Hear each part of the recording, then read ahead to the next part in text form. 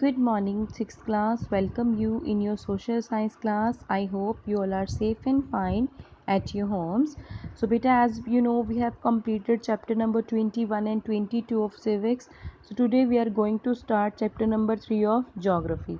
The name of the chapter is Locating Places on the Earth. ठीक है, this chapter is very important, beta, and I like to inform you that कि ये जो chapter है आपका ये सिर्फ प्रोजेक्ट बेस पे है, मतलब फाइनल एग्ज़ाम्स में इसके क्वेश्चन आंसर्स या बुक वर्क हम जो है नहीं करेंगे, क्योंकि फाइनल एग्ज़ाम में ये चैप्टर आपको नहीं आएगा।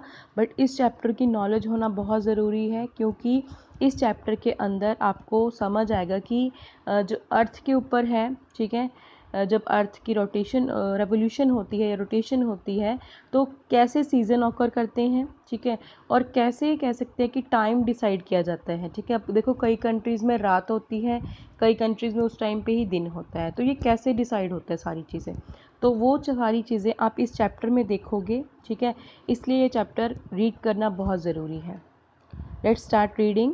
We know that distance and direction help us to locate a place on a map or a globe.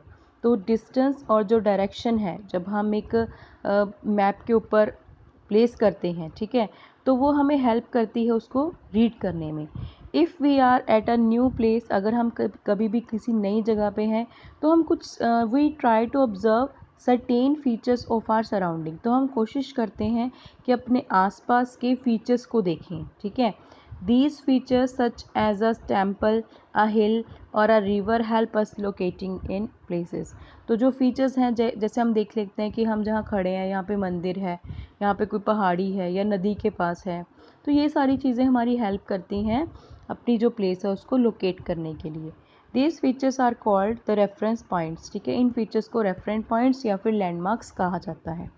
The earth being spherical in shape has no edges or corner which can be used as reference points in locating the places।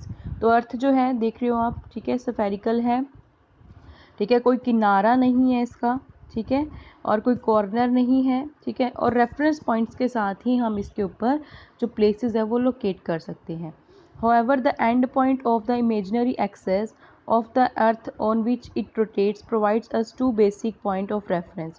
देखो बेटा, वैसे तो अर्थ ये मतलब गोल है, ठीक है, कोई एजेस किनारे नहीं है, बट एक इमेजिनरी लाइन मतलब कल्पना से लाइन लगाई गई है यहाँ से, ठीक है, थोड़ी सी टिल्ट में है अर्थ, तो ये जो किनारे हैं, ठीक है, ऊपर वाला किनारा, ठीक है, इसको नॉर्थ पोल बोलते हैं और नीचे वाला साउथ पोल है।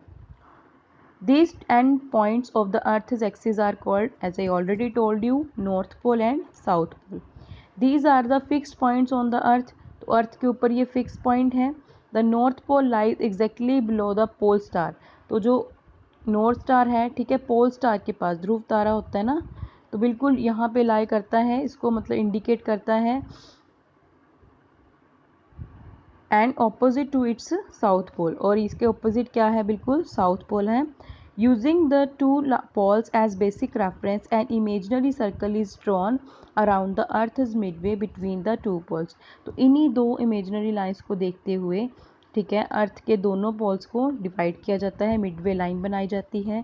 This great circle divides earth into two halves. तो ये बड़ा जो एक सर्कल है, ठीक है, तो इसको ये जो है अर्थ को दो हाफ्स के अंदर डिवाइड करता है, and is also known as equator. ठीक है, तो ये जो लाइन है, ये तो यहाँ से तो ये, ठीक है, वर्टिकल में हो गई, और हॉरिजॉन्टल में ये जो लाइन अर्थ को डिवाइड कर रही है इसको क्या बोलते हैं, इक्वेटर बोलते हैं।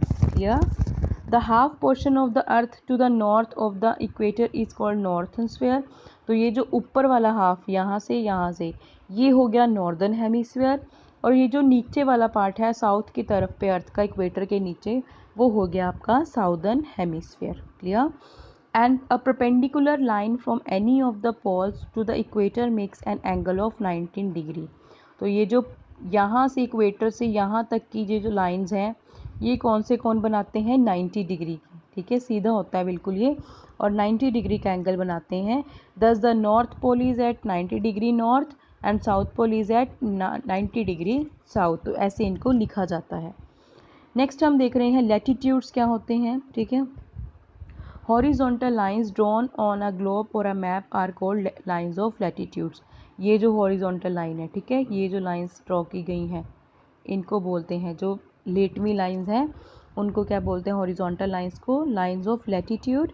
Since these lines run parallel to each other they are called parallels of latitudes. अब ये एक दूसरे के समांतर में ही हैं, इसलिए इनको पैरेलल्स ऑफ लैटिट्यूड्स भी कहा जाता है। The latitude of a place on earth surface is its regular distance in the north और in the south of the equator. तो जो लैटिट्यूड है अर्थ के सरफेस के ऊपर, एंगुलर इसका जो नॉर्थ की तरफ और साउथ की तरफ इक्वेटर में आप एंगल देख सकते हो उसका। It is measured as an angle subtended at the centre of the earth. ठीक है, तो ये जो एंगल है बिल्कुल अर्थ के सेंटर में से बनाए जाते हैं। The latitudes are always express in degrees, इनको डिग्रीज में एक्सप्रेस किया जाता है। They are number from 0 to 90 degree north and south, 0 to 90 से नॉर्थ और साउथ में है। Equator is located at 0 degree. ठीक है, ये जो इक्वेटर की जो आप मानोगे ये 0 डिग्री है। Each degree of latitude is divided into 60 minutes and a minute is further divided into 60 seconds. तो हर एक जो डिग्री है, ठीक है, उसका कितना टाइम का डिस्टेंस है, 60 मिनट्स का। ठीक है, और हर एक मिनट के आगे कितने डिवाइड किया जाता है, 60 सेकेंड में।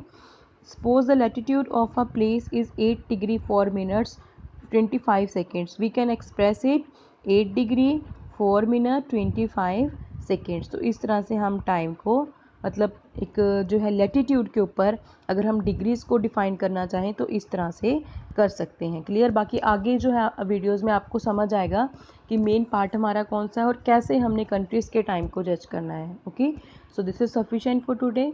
इसको रीड करना, ठीक है, और छोड़ना मत इसको, ऐसे ही try to understand. Thank you.